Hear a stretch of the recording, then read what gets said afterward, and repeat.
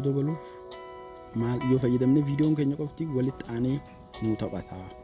Gaafii jetturra dhaabbachuudhaani egaa monetize ta'uudhaaf YouTube channelii banattanii hojiitti erga seentanii subscriber kuma takkaa fi hochaa horiin keessan kuma afur guutuun dirqama ta'a. Saniifuu system akkam subscriberin keessan kuma isinii gunnaan video keessan fi walii taphachiiftanii zaa kuma afur guuttachuu ni dandeessanii yoo system akkam fayyadamne viidiyoon keenya qoftiin akka walii aanee taphatuuf maal godhuu qabna kan jiru fi yeroo nuti search maqaa YouTube channel keenya namni godhe karaa salphaa ta'een akka tokkoffaarra namni argatuuf system akkam akka fayyadamu qabnu isin garsiisa.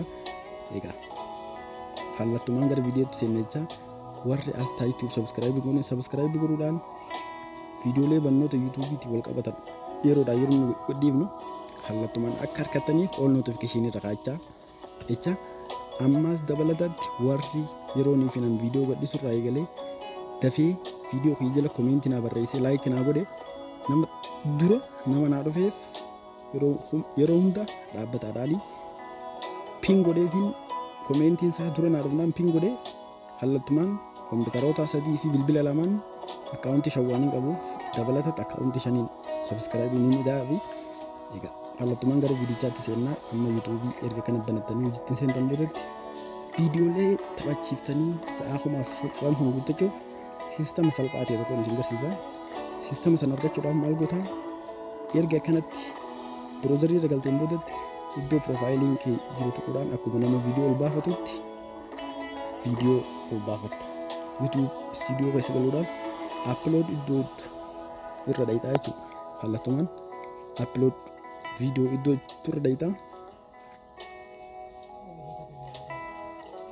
iddoo upload jetturra yeroo dhayite maal gootaa sistema akka viidiyoon kee walii aanee si taphatuuf si gargaaruutu jira. Sistema kana argachuudhaaf maal fayyadamuu qabna yeroo viidiyoo ol baafu karaa salphaa ta'e tokkoon saniin isin garsiisaa jechuudha. YouTube studio erga seentaniin boodatti upload video godhachuudhaaf YouTube studio seenuun bareedaa dirqama rakkoo connection rakkoo qaba dafee waan search gootee waan siin fudhanneef namni Itoophiyaa keessa jiru kan maal result isaa gaafsaan mee gadaacha ni gataa hanga video baaftutti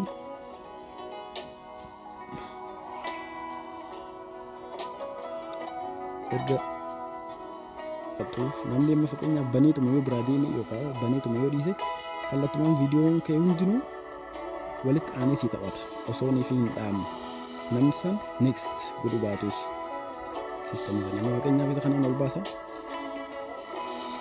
akka namni karaa gabaabaa ta'een maal viidiyoo kan yeroo banee deemes amma fakkeenyaaf kun yeroo taayitiliin isaa yeroo TikTok yonjiin description iddoo description jettu kanarratti murteessan iddoon itti akka viidiyoon keessan walii aanee taphatuuf si gargaaru. Bu'aa guddaa qaba description iddoo jettu. Maal goota maqaan YouTube channel keetiin jira amma fakkeenyaaf COVID-2 tube jaa iddoo kanarratti sirriitti hashtag itti fayyadamtee barreessuun dirqama ta'a. Hashtag description kee waa hedduu ibsita hanga karakterii 5 barreessuu dandeessa.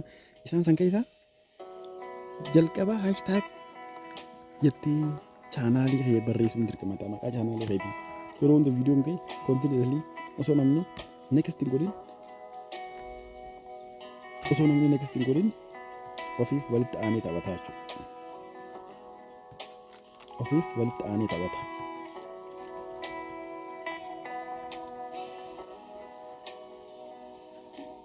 Viidiyoon kee ofiif walii aanee taphata jechuudha. Description irra dhayitee sirriitti sirreeffachuun dirqama ta'a.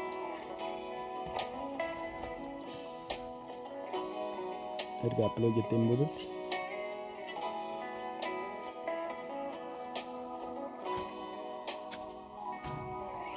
faayilii ni filattaa. Faayilii erga filatteen boodatti maal gootaa irratti open jechuudhaan taayitilii isaa barreeffattee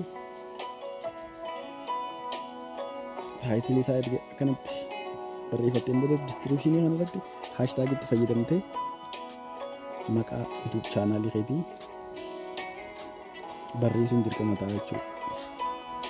COVID-tube maaliin adda baaftaa koomaa sapaareetii goota ganaa achitti hashtag itti fayyadamtee YouTube jechuu dandeessaa waan jette galtee barreessuun ni dandeenya jechuudha.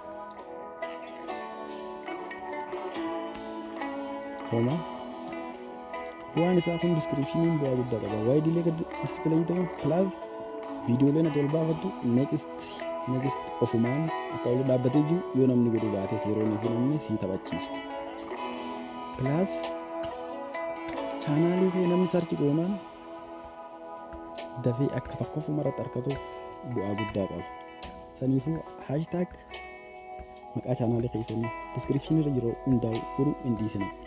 Viidiyoo feete elbaas viidiyoo barbaadde elbaas yeroo kamiyyittuu hashtag plus hashtag gootee maqaa YouTube chaanaalii keetii continuously barreessuun dirqama isiniif ta'a. Kana har'aaf barnoonni YouTube keenya kanuma asumarratti dhaabbata. Hanga yeroo itti aantu walitti deebinutti warri as taa'ee subscribe godhanii subscribe like share nu godhaa viidiyoo keenya yeroo nuti gadhiifnu nuuf daawwadhaa isiniin jecha har'aaf barnoonni YouTube keenya kanuma hanga yeroo itti aanu walitti deebinutti yeroo gaarii nagayaan turaa isiniin jedha.